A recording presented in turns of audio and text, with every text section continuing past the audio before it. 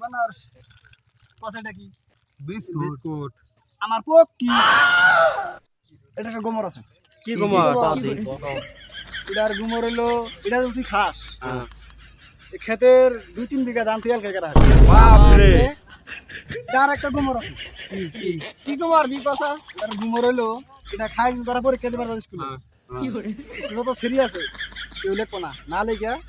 তোর মিশাই থাকে খাইনি বাপ রে এ ভাই একটা দেখাই এই একটা মারবি আমার দাম খাই এখন খাইছিলি না